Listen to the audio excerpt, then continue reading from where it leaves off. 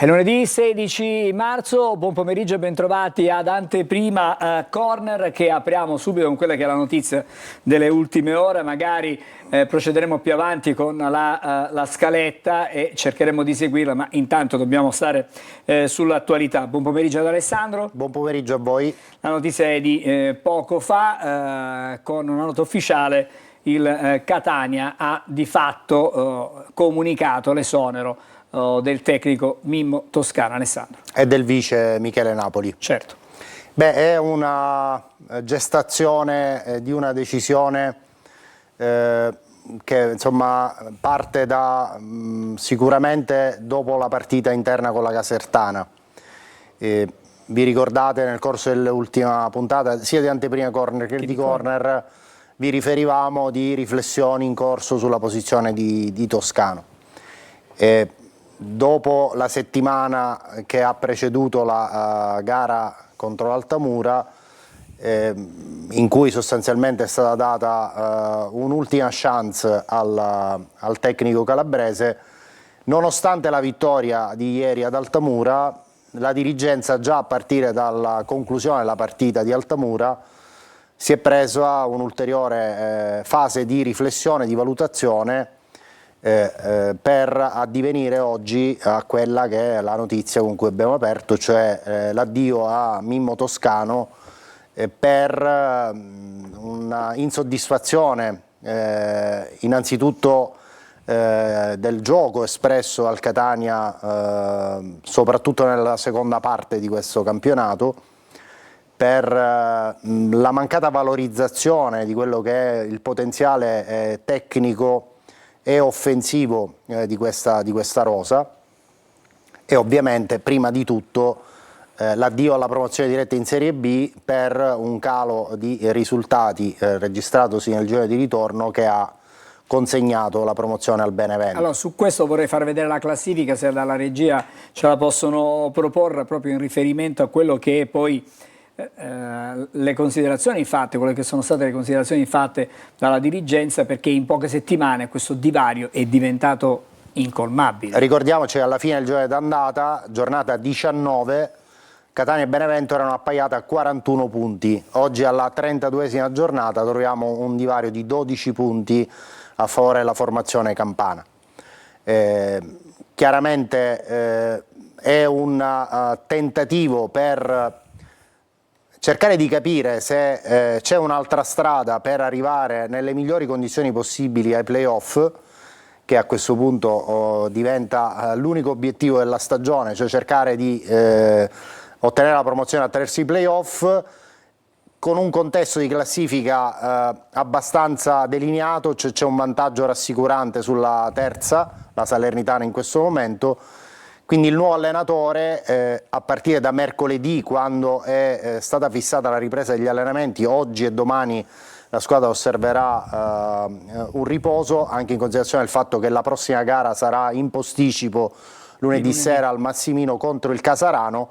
Quindi il nuovo allenatore, a partire da mercoledì, avrà un mandato da parte della proprietà e della dirigenza del Catania, cioè quello di far crescere la cifra di gioco di questa squadra, possibilmente coinvolgendo più attaccanti nella formazione titolare.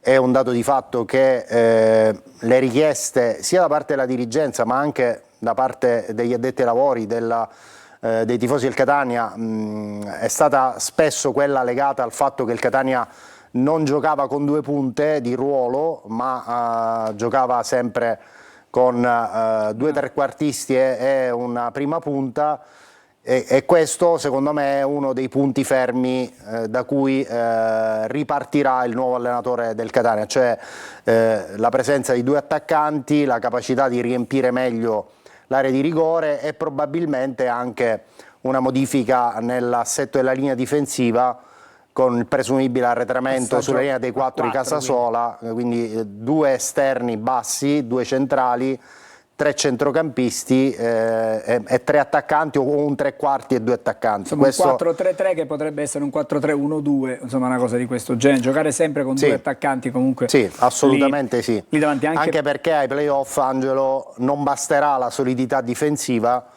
ma occorrerà fare un gol in più degli avversari, quindi arrivare ai playoff con il focus incentrato soprattutto sulla solidità difensiva potrebbe essere una valutazione che può dare cattive sorprese anche nel corso degli spareggi. Alessandro, ieri durante diretta stadio nel pre-partita ad una precisa domanda ho risposto ad Alberto Cicalini se un eventuale, perché stiamo ragionando su 24 ore meno, chiaramente un eventuale esonero di Toscano come andava visto.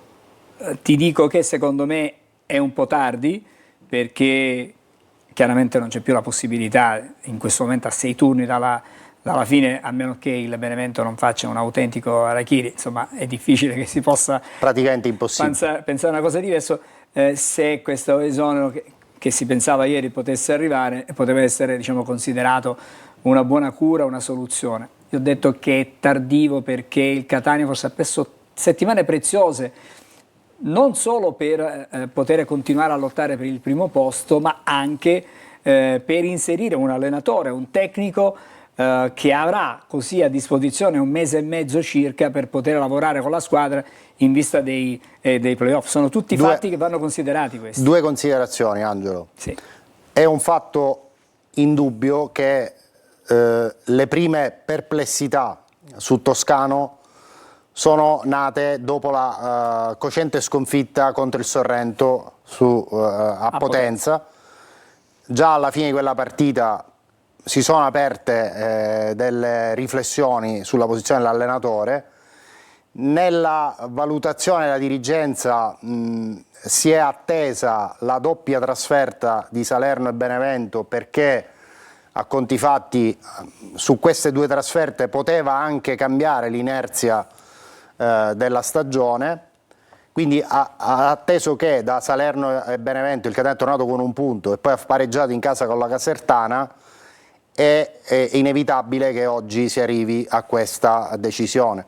Il compito del nuovo allenatore è l'esiguo tempo a disposizione. Considera che ci sono 6 partite della stagione regolare, poi per il Catania ci sarà una lunga pausa, perché se il Catania confermasse il secondo posto entrerebbe in lizza direttamente al secondo turno del playoff nazionale, l'equivalente dei quarti di finale.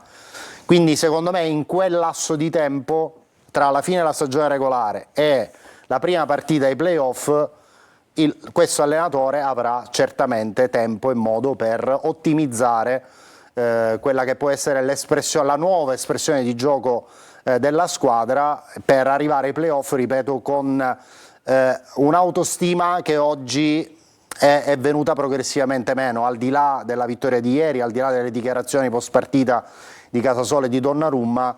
È indubbio che questa è una squadra che gradualmente ha perso il sorriso, si è un po' spenta. Ha perso il sorriso, ha perso il consenso della gente, che è un fatto secondo me fondamentale, e quindi in questi casi non puoi mandare 23 giocatori a casa. La cosa che il calcio ci insegna più semplice è quella di tentare un'altra strada. Non è detto che la nuova strada sia migliore di quella che hai lasciato, ma il calcio è fatto anche di una percentuale di alea, no? Di rischio, che poi potrai andare a verificare soltanto a fine stagione. Alessandro, diciamo che noi abbiamo impiegato questo primo segmento di Anteprima Corner per, lo ripetiamo, la notizia è di poco fa, del primissimo pomeriggio.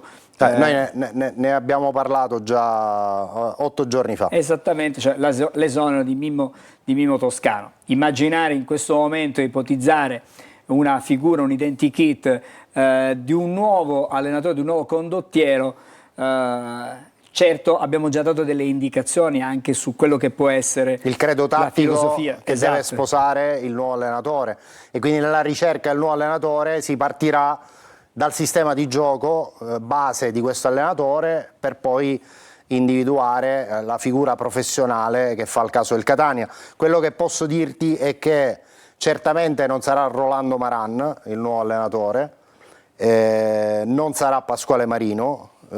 Questi 2 candidati li possiamo depennare dalla lista. Io penso insomma a un tecnico giovane di curriculum, magari non di età, che abbia come filosofia di gioco un calcio con la difesa a 4 e con 3 attaccanti sempre. Quindi un calcio più offensivo. Assolutamente sì, e che chiaramente si legherebbe al Catania solo in funzione di un contratto che non sia circoscritto a questa stagione, ma che abbia una proiezione anche su quella successiva, perché è ovvio che tutti ci auguriamo come possa finire questa stagione, ma se non dovesse succedere facendo i debiti scongiuri, questo allenatore deve iniziare a impostare un lavoro che comunque potrebbe proseguire nella prossima stagione e con un'ottimizzazione di quello che è lo sviluppo di questo lavoro, di questo nuovo progetto tecnico. Indubbiamente il nuovo allenatore dovrà certamente essere un allenatore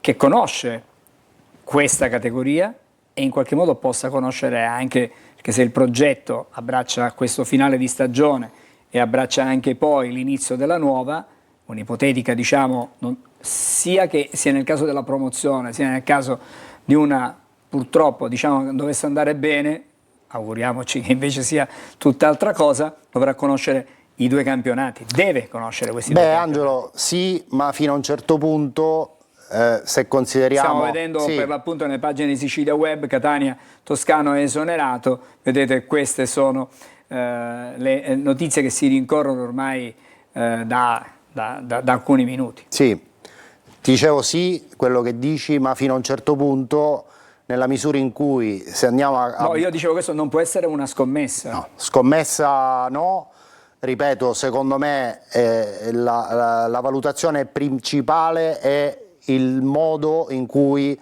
fa giocare le sue squadre questo nuovo allenatore, e credo che nei desiderata della società, della dirigenza, ci sia appunto la volontà di vedere una squadra con un credo offensivo molto più marcato rispetto a quello che si è visto quest'anno, e con, ripeto, la fondata prospettiva di vedere una squadra con la difesa a 4, con 3 centrocampisti, un 3 quarti e 2 punte, o 3 attaccanti con 2 esterni o una prima punta, oppure con i 2 mediani, 3 giocatori alle spalle della punta, per avere diciamo una fluidità di sviluppo della manovra offensiva, una capacità di riempire l'area di rigore con più effettivi diversa rispetto a quello che abbiamo visto finora, perché comunque la produzione offensiva del Catania è rimasta,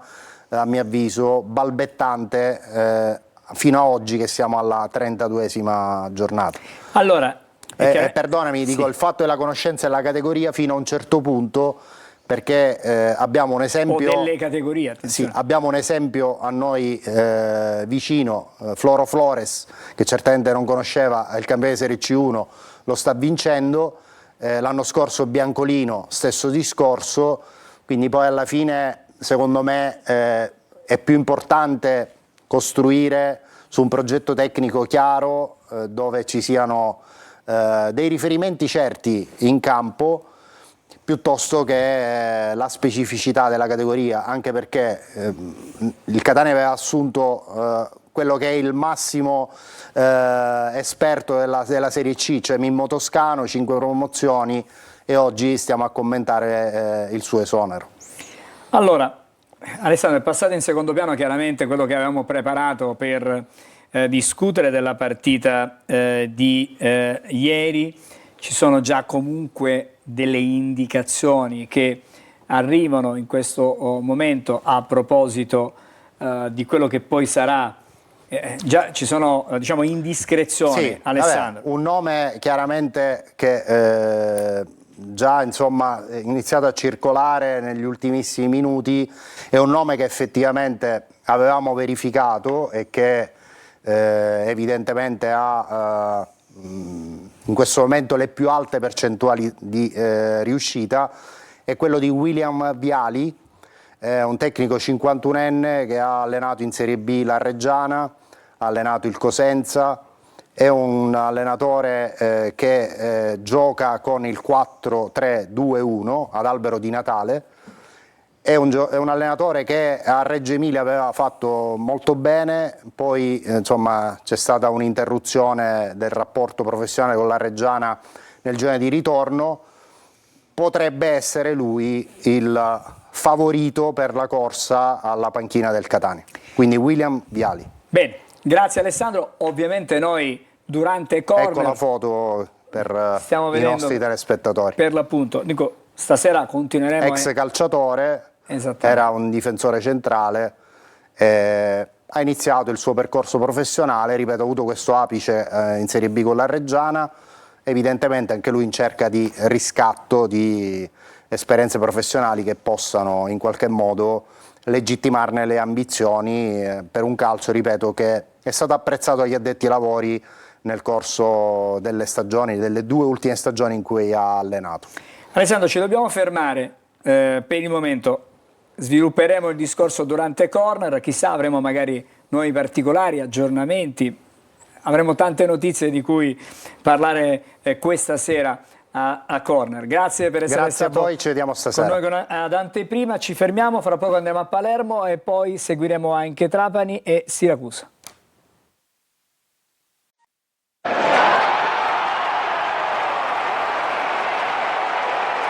Eccoci, siamo di nuovo insieme ad Anteprima Corner, dunque chiuso il capitolo per il momento dedicato al Catania, ricordiamo l'esonero di Domenico Toscano, le indiscrezioni che portano William Viali come suo sostituto. Adesso andiamo invece a Palermo con Marco Gullà. Per il Palermo, che viene fuori da una bruttissima sconfitta in termini di punteggio, dico io, non in termini di gioco per quello che si è visto sul campo, larga la sconfitta, non è stato un fine settimana sereno, tranquillo, però c'è la possibilità, chiodo schiaccia chiodo, domani sera già, di riprendere il cammino. Marco. Non so se è un bene o un male per il Palermo. Buon pomeriggio a tutti. Sì, certamente la sconfitta di Monza ha certamente un passivo esagerato, perché comunque il Palermo probabilmente forse avrebbe meritato ben altro, quantomeno non perdere con questo risultato così rotondo, però ha evidenziato un fatto, che è comunque un dato, che il Palermo negli scontri diretti con appunto le concorrenti per la promozione, ma anche i playoff, stenta sempre. È una squadra che ha delle defiance con il Monza, col Venezia, anche con tutte le altre squadre, insomma, che in questo momento fanno parte della parte sinistra della classifica, e quindi questo sicuramente va a evidenziare che comunque questa squadra probabilmente deve anche migliorare in maturità, ma soprattutto anche in gestione della gara. Certo, Inzaghi a fine gara è stato abbastanza eloquente, è stato abbastanza chiaro, ha detto che la prestazione gli è piaciuta e soprattutto che questa squadra, se continua a giocare come ha fatto anche contro il Monza, alla fine taglierà il traguardo della Serie A. E tra l'altro non lo ha detto soltanto in conferenza stampa, ma l'ha detto anche intorno a mezzanotte, quando la squadra è tornata nel capoluogo siciliano ed è stata accolta da oltre 1000 tifosi che hanno appunto tributato una standing ovation comunque per l'impegno, per la dedizione, per il sacrificio. E Inzaghi proprio nel corso di questo incontro ravvicinato con i tifosi ha detto: Palermo alla fine in Serie A ci andrà. Ovviamente una tappa importante, lo dicevi anche Angelo tu, è quella di domani, perché il Palermo a questo punto deve reagire, deve soprattutto battere la Juve Stabia in casa, sperare che Monza e Venezia non facciano altrettanto con le loro rispettive avversarie, o quantomeno se il sogno della promozione diretta inizia ad allontanarsi. In effetti comunque i punti di distacco già sono ben 6, Monza difficilmente rallenterà, così come il Venezia. Palermo deve comunque consolidare la propria posizione di classifica, o meglio cercare di arrivare al terzo posto per poi giocarsi i playoff in una posizione di vantaggio. È come se stesse iniziando un nuovo campionato da domani, quindi il Palermo deve certamente iniziare, soprattutto continuare a vincere al Barbera, perché se dovesse comunque tra l'altro domani centrare la vittoria sarebbe la 10ª consecutiva, e anche questo comunque è un record. Sentirei le parole di Inzaghi a proposito anche della partita di domani. Io mi auguro solo che lo stadio sia come sempre trascinante, perché gli applausi dopo aver perso 3-0 sono la cosa più bella della giornata, anche se ci dispiace aver fatto prendere tutta quest'acqua a un tifo eccezionale, ma dobbiamo stare tutti tranquilli perché questa squadra ha dimostrato di essere forte contro una corazzata. Bisogna ripartire subito, martedì giochiamo in casa e dobbiamo subito tornare alla vittoria, ridare continuità ai nostri risultati e poi vedremo quello che succederà fra 4-5 partite. Marco, il tempo oggi è un po' di meno rispetto al solito, però ci puoi dare qualche anticipazione rispetto a quelle che potrebbero essere novità, visto che si gioca così a stretto giro? C'è un'assenza importante, quella di Ranocchia a centrocampo che è squalificato. Al suo posto potrebbe giocare Gomez, c'è anche insomma, la possibilità di vedere Blen, ma considerato come è andata l'ultima volta che Blen ha giocato e è stato espulso e ha tra l'altro anche insomma, regalato un rigore agli avversari al Mantova, in quel caso è difficile vederlo titolare. Quindi Gomez al posto di Ranocchia. In difesa Magnani dovrebbe prendere il posto di Peda, quindi non sarà un turnover massiccio, comunque delle scelte ragionate. Sulla tre quarti invece Jonsen, che bene ha fatto nella gara contro il Monza, ha colpito anche una traversa, un incrocio dei pali, dovrebbe esserci lui titolare con Palumbo e poi Ampalo ovviamente sempre lì a cercare di fare gol e soprattutto insomma scrollarsi di dosso diciamo questa prestazione un po' opaca che ha rimediato contro il Monza. Grazie Marco, ci rivediamo con ovviamente anteprima la prossima settimana, grazie ancora, buon lavoro, ci racconterai, hai già fatto oggi e seguirai per la conferenza stampa di Inzaghi del pre-partita per i nostri telegiornali. Grazie, ancora una sosta e poi ancora Serie C con Trapani e con Siracusa. Vedete, avete visto già prima il nostro Franco Cammarasana e poi andremo anche a Siracusa. Tutto questo fra pochissimo.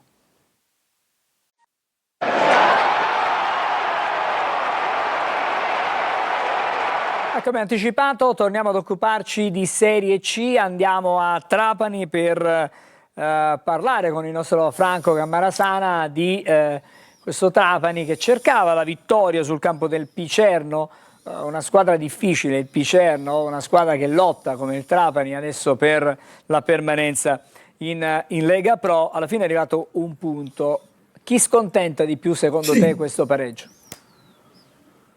Ma un punto che intanto muove la classifica, nel senso che il Trapani torna a far punti dopo 3 sconfitte consecutive, però è un pareggio che sa tanto di bordino leggero per Convalesce in P, mentre per il Trapani per rimettersi in sesto ci vorrebbe qualcosa di più. Ed è per questo che puntava a un successo pieno, anche perché si trattava di uno scontro diretto appunto per non retrocedere e evitare la retrocessione diretta.